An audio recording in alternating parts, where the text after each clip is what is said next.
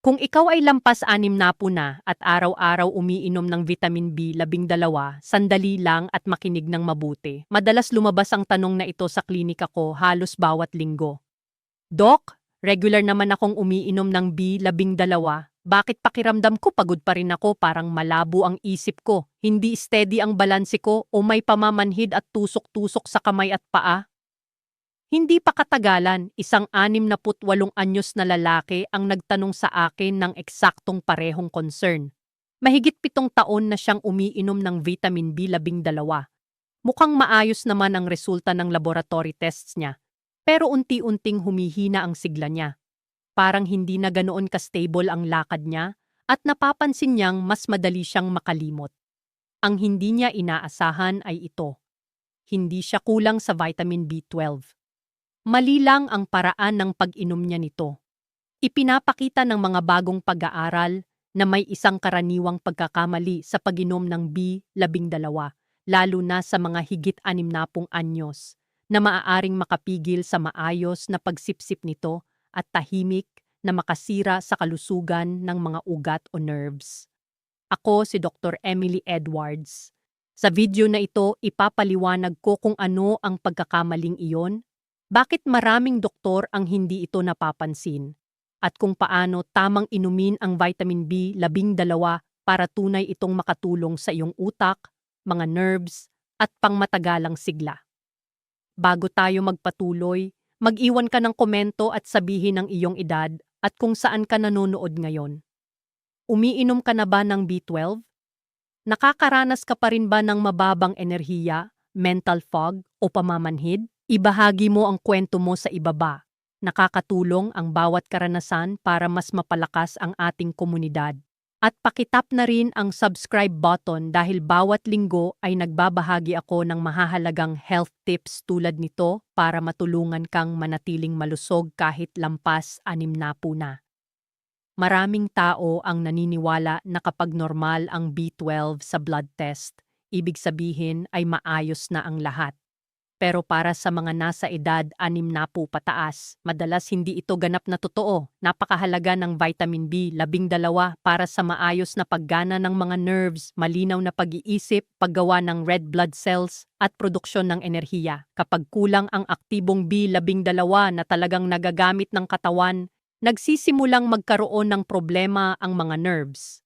Kaya ang mga unang sintomas ay kadalasang tusok-tusok o pamamanhid sa kamay at paa, hindi pagiging balanse, madaling mapagod, pagiging makakalimutin at pakiramdam na parang malabo ang isip. Narito ang pinakapunto. Habang tayo ay tumatanda, malaki ang ibinababa ng kakayahan ng katawan na sumipsip ng vitamin B12.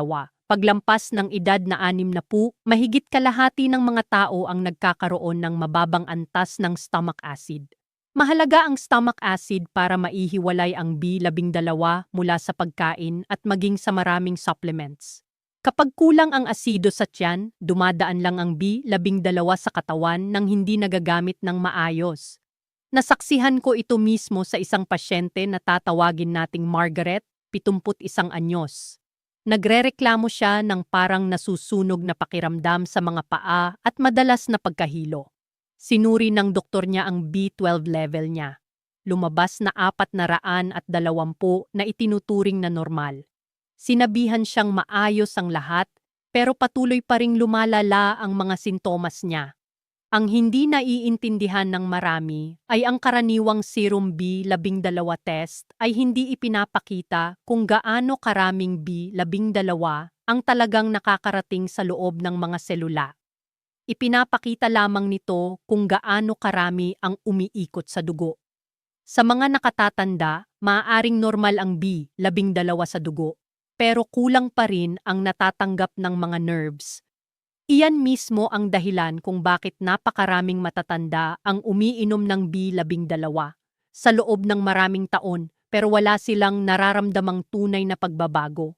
Ngayon, narito ang pangunahing pagkakamali. Karamihan sa mga taong nasa mas nakatatandang edad ay umiinom ng vitamin B12 sa anyo ng karaniwang tableta at nilulunok ito kasabay ng tubig. Iniisip nila na pareho lang ito ng proseso ng ibang bitamina. Ngunit para sa mga higit 60 anyos, kadalasan ay hindi ito sapat. Ang pagsipsip ng B12 ay nakadepende sa isang sangkap na tinatawag na intrinsic factor na ginagawa ng tiyan. Habang tayo ay tumatanda, nababawasan ang produksyon ng intrinsic factor. At dito nagsisimula ang problema. Kapag kulang ang intrinsic factor, napakahina ng pagsipsip ng mga karaniwang B12 tablets na iniinom lang. Hindi ito bihirang mangyari. Sa totoo lang, napakakaraniwan nito. Iyong 68 anyos na lalaking nabanggit ko kanina ay disiplinado sa pag-inom ng B12 tuwing umaga. Parehong dose, parehong brand, walang mintis. Pero patuloy pa ring lumalala ang kondisyon ng kanyang mga ugat o nerves. Nang palitan namin ang paraan ng pagbigay ng B12, kahit hindi namin binago ang dami, nagsimula ng bumuti ang pakiramdam niya sa loob lamang ng ilang linggo. Iyan ang dahilan kung bakit kasing halaga ng dami ang uri at paraan ng pag-inom ng vitamin B12. Kung sa tingin mo ay may kinalaman ito sa nararanasan mo, maaari mong i-like ang video na ito. Malaking tulong iyon para mas maraming nakatatanda ang makarating sa impormasyong ito at makinabang din. Ngayon, pag-usapan naman natin ang pangalawang karaniwang pagkakamali. Maraming tao ang pumipili ng maling uri ng B12. Kung titingnan mo ang karamihan sa mga B12 products sa mga botika, may isang anyo na paulit-ulit mong makikita, cyanocobalamin. Ito ay mura, matagal ang shelf life, at sa kasamaang palad, hindi ito ang pinakaangkop na opsyon para sa mga senior. Ang cyanocobalamin ay isang sintetikong anyo ng B12. Kailangan pa itong i-convert ng katawan sa aktibong anyo bago magamit. Ang prosesong ito ay umaasa sa maayos na paggana ng atay, sapat na enzymes at sapat na antioxidants para proteksyon. Sa mga lampas 60 anyos, kadalasang hindi na ganoon kaepektibo ang prosesong ito. Nakita ko ito sa isang pasyente na tatawagin nating Robert, 72 anyos. Matagal siyang umiinom ng cyanocobalamin. Mukhang maayos naman ang blood results niya, pero patuloy ang pamamanhid ng kanyang mga daliri at nahihirapan siyang maglakad ng maayos. Nang ilipat namin siya sa methylcobalamin, isang aktibong anyo ng B12, kapansin-pansin ang pagbabago. Sa loob ng isang buwan, mas naging stable ang kanyang balanse. Pagkalipas ng 3 buwan, malinaw na nabawasan ang tusok-tusok at pamamanhid. Ipinapakita ng mga pag-aaral na ang mga aktibong anyo tulad ng methylcobalamin at adenosylcobalamin ay mas madaling maabsorb at magamit ng katawan ng mga nakatatanda. May isa pang mahalagang punto, ang oras at dalas ng pag-inom. Maraming senyor ang umiinom ng B12 isang beses lang tuwing umaga at iniisip na sapat na iyon. Ngunit ang B12 ay water-soluble. Ibig sabihin ay hindi ito naiimbak ng matagal sa dugo at mabilis itong nailalabas ng katawan. Para sa mga may problema sa pagsipsip, maaaring hindi sapat ang isang beses na pag-inom sa isang araw para mapanatiling steady ang antas na kailangan para sa paggaling ng mga nerves. May isa pang maling paniniwala na dapat linawin tungkol sa injections. May ilang tao ang naniniwala na ang B12 shots lamang ang epektibong paraan. Totoo na nakakatulong ang injections sa mga may malubhang kakulangan, ngunit hindi ito kinakailangan para sa lahat. Sa maraming kaso, ang dekalidad na sublingual B12 na ginagamit ng tama ay maaaring maging kasing epektibo para sa maraming nakatatanda. Ang sublingual na anyo ay inilalagay sa ilalim ng dila at hindi na dumadaan sa tiyan o nangangailangan ng intrinsic factor. Direktang nasisipsip ito sa lining ng bibig. Napakahalaga nito lalo na sa mga senior na may mababang stomach acid o may problema sa bituka. Ang pangunahing mensahe ay malinaw at simple. Kung ikaw ay lampas 60 na, ang simpleng paglunok ng karaniwang B12 tablet ay maaaring magbigay ng mukhang normal na resulta sa laboratorio pero hindi nito garantisadong napoprotektahan ang iyong mga ugat. Ngayon, narito ang ikatlong pagkakamali, isang bagay na kadalasang ikinagugulat ng maraming senior dahil hindi ito tungkol sa dami o uri ng B12.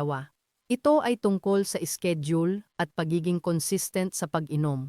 Maraming tao ang umiinom ng vitamin B12 nang hindi regular kapag pagod lang sila, saka lang sila iinom.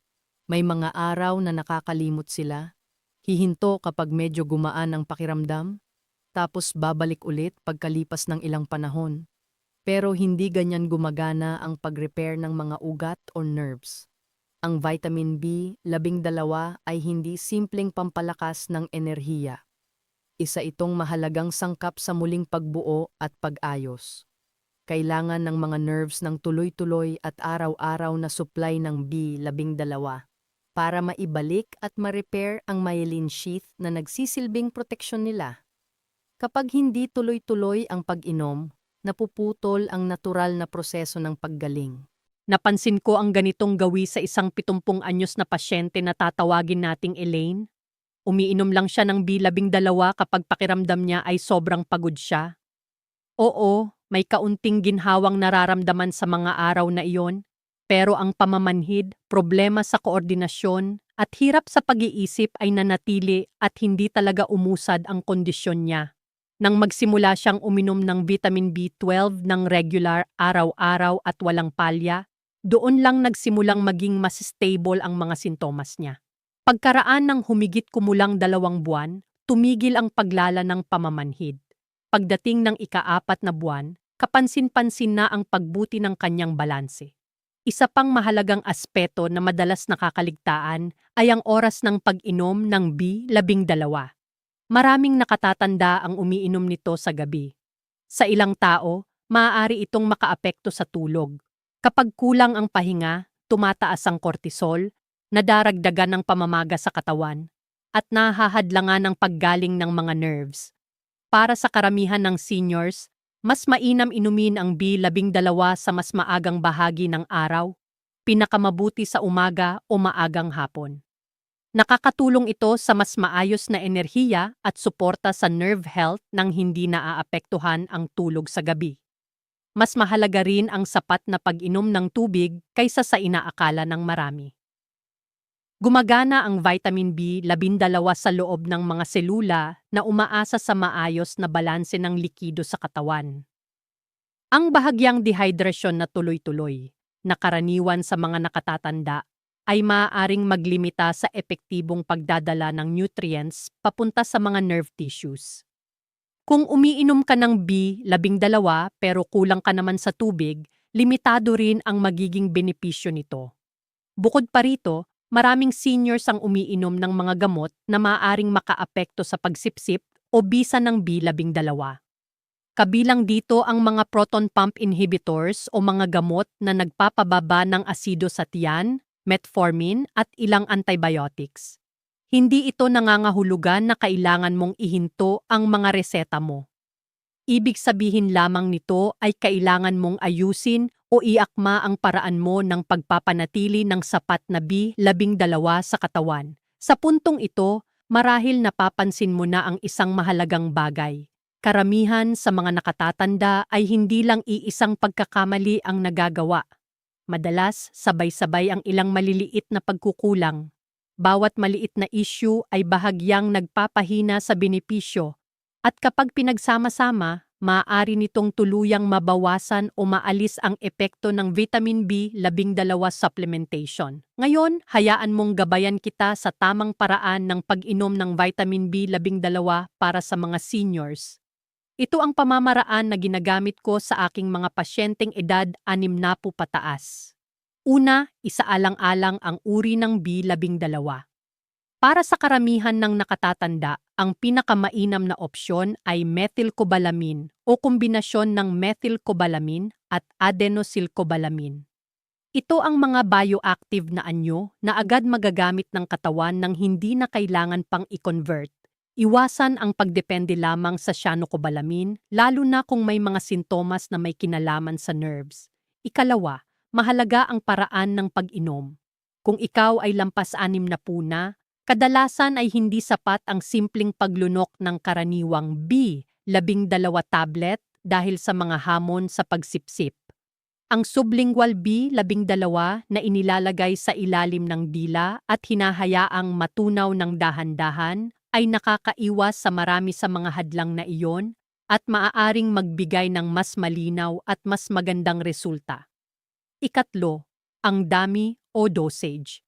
Kapag ang layunin ay suporta sa mga nerves at pag-iisip sa mga nakatatanda, madalas ay hindi sapat ang mas mababang dose. Maraming senior ang nangangailangan ng mas mataas na halaga upang malampasan ang mga limitasyon sa pagsipsip at masigurong may sapat na B12 na talagang nagagamit ng kanilang katawan. Ang karaniwang epektibong daily range ay nasa pagitan ng 1,000 hanggang 2,000 micrograms. May ilang tao na maaaring mangailangan ng mas mataas na dose sa simula at pagkatapos ay unti-unting babaan para sa tuloy-tuloy na maintenance. Ligtas ito sa pangkalahatan. Ang B12 ay water-soluble, kaya ang sobrang hindi kailangan ng katawan ay natural na nailalabas sa pamamagitan ng ihi. Ikaapat, napakahalaga ng consistency. Inumin ang B12 araw-araw, walang palya, hindi lang paminsan-minsan o tuwing nakakaramdam ka lang ng matinding pagod. Ang pag-regenerate ng nerves ay hindi biglaan. Dahan-dahan itong nangyayari kaya ang mga pagbabago ay kadalasang napapansin sa loob ng ilang linggo o buwan, hindi agad-agad. Ikalima, ang tamang schedule. Karamihan sa mga seniors ay mas nababagay ang pag-inom nito sa umaga o maagang hapon. Tugma ito sa natural na energy cycle ng katawan at nakababawas sa posibilidad na maapektuhan ng tulog. Kung napapansin mong masyado kang nagiging alert o gising kapag umiinom nito, mas mabuting iwasan ang pag-inom sa gabi.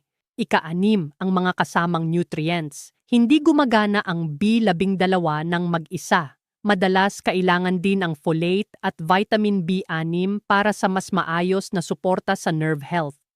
Gayunpaman, mag-ingat sa sobrang synthetic folic acid. Mas mainam piliin ang natural folate o methylfolate dahil mas madaling tanggapin at magamit ng katawan. Ikapito, bantayan ang progreso ng may pag-iingat at tamang pag-unawa. Huwag umasa lamang sa resulta ng blood tests para sukatin ang improvement. Mas pagtuunan ng pansin ang mga totoong pagbabago sa araw-araw. Humuhupa na ba ang pamamanhid sa iyong mga kamay? Mas matatag ka na bang tumayo at maglakad? Mas malinaw ba ang iyong pag-iisip? Ang mga konkretong pagbabagong ito ay kadalasang mas mahalaga kaysa sa mga numero sa laboratorio. May nakatrabaho akong 75 anyos na pasyente na sinunod ng maigi ang regimen na ito. Pagkatapos ng 3 buwan, bahagya lamang ang ipinakitang pagbabago sa kanyang blood markers. Pero mas naging matatag ang kanyang paglakad. Tumigil ang mga pagkakadapa niya at bumalik ang kumpiyansa niya sa sarili. Iyon ang tunay na progreso. Sa puntong ito, mahalagang maunawaan ang isang pangunahing katotohanan. Kahit gaano pa kaepektibo ang vitamin B12, hindi ito lunas sa lahat. May mga sitwasyon kung saan ang B12 supplementation lamang ay hindi ganap na makakaalis ng sintomas. Isang karaniwang hamon ang matagal ng pinsala sa nerves. Kung ang mga problema tulad ng naipit na ugat, pagkasira ng gulugod dahil sa edad, o matagal ng diabetes ay nararanasan na sa loob ng maraming taon, makakatulong ang B12 sa pag-aayos. Pero hindi nito agad mababaligtad ang malalaking structural na pinsala. Ang pagkontrol sa blood sugar ay isa pang nakatagong balakid. Ang mataas na glucose ay direktang nakakasira sa mga nerves. Para sa mga seniors na may pre-diabetes o diabetes, maaaring manatili ang mga neurological na sintomas hanggat hindi maayos na nakokontrol ang blood sugar. Ang chronic inflammation ay isa ring tahimik na sumisira sa progreso. Nakakaapekto ito sa komunikasyon ng nerves at sa maayos na pagdadala ng nutrients. Ang patuloy na kakulangan sa tulog, matinding stress, at kakulangan sa paggalaw ay nagpapataas ng inflammatory signals sa katawan. Kapag binalewala ang mga ito, napipilitang magtrabaho ng mas mabigat ang B12 pero mas kaunti ang nakikitang benepisyo. Isa pang dapat isaalang-alang ay ang maling diagnosis. Hindi lahat ng pamamanhid, tusok-tusok na pakiramdam, o panghihina ay dahil sa kakulangan sa B12. Ang mga problema tulad ng compression sa leeg o spine, carpal tunnel syndrome, o iba pang uri ng neuropathy ay maaaring magpakita ng kahalintulad na sintomas. Kaya kung ang mga sintomas ay nagpapatuloy o lalo pang lumalala, mahalagang magpatingin at sumailalim sa wastong medical assessment mula sa isang propesyonal. Huwag ipagpalagay na ang pagtaas lang ng supplements ay sasagot sa lahat ng problema. Hayaan mo akong ibahagi ang isang maikling kaso. Isang 73 anyos na lalaki ang labis ng naiinis. Siya mismo ang nagtaas ng kanyang B12 intake dahil sa mga suhestyon na nakita online. Pero wala pa rin siyang naramdamang ginhawa. Nang masusing suriin, natuklasan ang spinal stenosis, kung saan ang pisikal na pressure sa mga nerves ang pangunahing sanhi. Walang dami ng B12 ang makakagawa ng solusyon sa ganitong mekanikal na problema. Pagkatapos ng tamang identifikasyon at targeted intervention, ang paggamit niya ng B12 ay naging suporta na lang sa kanyang kalusugan, hindi isang dahilan ng pagkadismaya. Ngayon, pag-isahin natin ito sa isang malinaw na plano ng aksyon. Kung ikaw ay lampas 60 at gumagamit ng vitamin B12, bigyang prioridad muna ang mga sumusunod. Huwag lang umasa sa resulta ng blood tests. Ang normal na B12 reading ay hindi garantiya ng optimal na performance ng nerves o utak. Obserbahan kung paano talaga nararamdaman at gumagana ang iyong katawan sa paglipas ng panahon. Pangalawa, piliin ang tamang uri. Pumili ng active na anyo gaya ng methylcobalamin o kombinasyon ng methylcobalamin at adenosylcobalamin. Mas mabilis itong magagamit ng katawan at mas epektibo para sa mga nakatatanda. Pangatlo, piliin ang tamang paraan ng pag-inom. Kung lampas 60 ka, huwag umasa lamang sa paglunok ng tablets. Ang sublingual B12 na inilalagay sa ilalim ng dila para matunaw ay nakakatulong sa mas mahusay na pagsipsip dahil hindi ito nakadepende sa stomach acid o intrinsic factor. Pang-apat, gumamit ng sapat na dosage. Para sa karamihan ng seniors, ang 1,000 hanggang 2,000 micrograms kada araw ay solidong panimulang target. May ilang kaso na kailangan muna ng mas mataas na dosis sa simula bago unti-unting bawasan para sa maintenance. Kumonsulta sa iyong doktor kung hindi sigurado. Panglima, panatilihin ang araw-araw na consistency. Kailangan ng steady support para sa paggaling ng nerves. Ang pag-miss ng dose ay nakakaabala sa proseso. Pang-anim, piliin ang tamang oras ng pag-inom. Pinakamainam sa karamihan ng umaga o maagang hapon. Iwasan ang pag-inom sa gabi kung nakakaapekto ito sa tulog mo. Pang-pito, palakasin ang kabuuang approach. Panatilihing hydrated ang katawan, kontrolin ang glucose, bigyang prioridad ang maayos na tulog at pamahalaan ang stress. Ang mga aspetong ito ang magdidikta kung gaano kaepektibo ang B12 sa pagtungo sa iyong nerves at utak. Pangwalo, kilalanin kung kailan kailangan ng karagdagang pagsusuri. Kung ang mga reklamo ay nagpapatuloy o lumalala, huwag isipin na B12 lamang ang solusyon. Magpa-evaluate para sa structural nerve issues, metabolic factors, o iba pang underlying conditions. Upang maging malinaw, kapag tama ang pag-inom, ang vitamin B12 ay kayang protektahan ng nerves, palakasin ang memorya, at dagdagan ng vitality ng maraming seniors. Kapag mali ang paggamit, maaaring mukhang hindi ito epektibo. Ang pagkakaiba ay hindi random. Ito ay tungkol sa tamang kaalaman at wastong aplikasyon. Bago matapos, isang huling refleksyon. Isang babae sa kanyang early 70s ang bumisita sa akin matapos ang ilang taon ng pag-iisip na walang silbi sa kanya ang B12. Nang suriin ang kanyang mga gawi, wala namang labis na mali, pero wala rin namang optimized. Gumamit siya ng hindi angkop na uri, Nilunok ang tablets na hindi ganap na nasisipsip ng kanyang katawan. Hindi regular ang pag-inom at tiningnan lamang ang resulta sa lab tests. Inayos namin ang ilang aspeto, uri, paraan at regularidad. Pagkatapos ng 3 buwan, ibinahagi niya ang mga salitang hinding-hindi ko malilimutan. Pakiramdam ko, balansyado na naman ako. Mas maaasahan na ang mga hakbang ko. Hindi na nawawala ang mga salita sa kalagitnaan ng pag-iisip ko. Iyon ang pagbabago mula sa simpleng pag-inom ng supplement tungo sa paggamit nito ng epektibo. Kung lampas 6 ka, hindi dapat ipagwalang bahala ang vitamin B12. Ngunit ang paraan ng pag-incorporate nito ang tunay na pagkakaiba. Maglaan ng sandali ngayong gabi upang suriin ang kasalukuyan mong approach sa B12. Tanungin ang sarili, talaga bang pinapalakas at pinoprotektahan nito ang aking nerves at utak? O puro lang gawi ang ginagawa ko? Bago magpaalam, mag-iwan ng komento na may kasamang edad at lokasyon. Sabihin sa akin kung anong uri ng B12 ang kasalukuyan mong ginagamit at anumang adjustments na iniisip mong gawin. Personal kong binabasa ang bawat mensahe at mahalaga sa akin ang koneksyon sa ating komunidad. Kung nakatulong ang talakayang ito sa iyo, ibahagi ito sa isang mahal sa buhay na maaaring makinabang. Maraming seniors ang mali ang paggamit ng vitamin B12 nang hindi nila namamalayan. Salamat sa panonood. Huwag kalimutang mag-subscribe para sa karagdagang mahahalagang health insights na ginawa para sa mga nakatatanda.